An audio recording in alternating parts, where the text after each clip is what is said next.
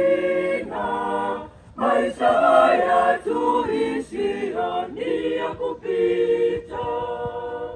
Dunia hii tutaiacha, na vyote tulivyo navyo tunapaswa kuyatamani maisha ya mbinguni, kwani hayo ndiyo ya milele.